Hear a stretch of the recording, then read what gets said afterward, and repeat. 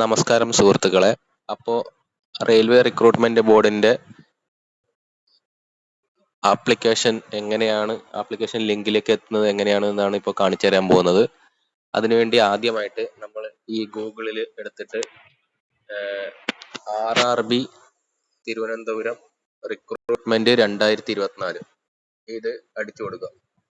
അടിച്ചു കൊടുത്തു കഴിഞ്ഞാൽ ഇതുപോലെ റിസൾട്ട് വരും. അതിനകത്ത് RRB Thiruvananthapuram.gov.in എന്ന് പറഞ്ഞ ഒരു സൈറ്റ് കാണിക്കും. അതാണ് അവരെ ഒഫീഷ്യൽ സൈറ്റ്. അത് എടുക്കുക. അത് എടുത്തു കഴിഞ്ഞാൽ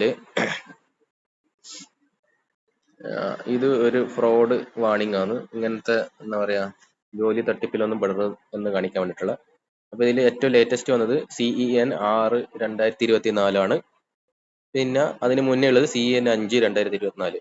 6/2024 അണ്ടർ ഗ്രാജുവേറ്റ്, അതായത് +2 ക്വാളിഫിക്കേഷൻ ഉള്ള പോസ്റ്റുകളാണ്. 5/2024 ഗ്രാജുവേറ്റ് ആണ്. ഗ്രാജുവേറ്റ് പോസ്റ്റ് എന്ന് പറയുന്നത് ഡിഗ്രി വേണം. അപ്പോൾ സ്റ്റേഷൻ മാസ്റ്റർ, പിന്നെ കൊമേഴ്ഷ്യൽ സൂപ്പർവൈസർ അങ്ങനത്തെയൊക്കെയാണ് അതിൽ വരിക. അത് ഏതാണോന്ന് വെച്ചാൽ അതിന്റെ ക്ലിക്ക് ഫോർ ഡീറ്റെയിൽസ് എന്ന് പറയുന്ന ലിങ്കിലേക്ക് തൊടുക. അപ്പോൾ പുതിയൊരു പേജ് വരും.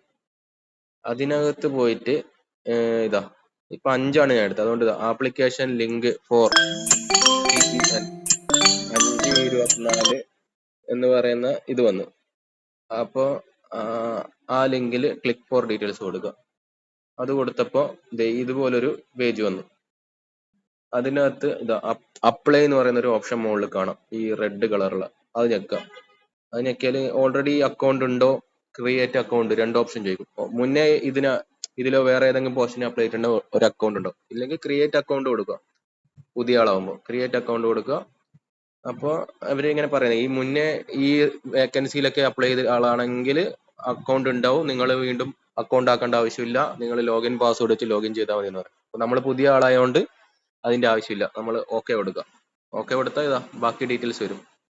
അത് പിന്നെ ഫില്ല് ചെയ്ത് നെക്സ്റ്റ് അങ്ങനെ പോയിക്കൊണ്ടിരുന്നാൽ നമ്മളെ ഈ പ്രോസസ്സ് കംപ്ലീറ്റ് ആവും.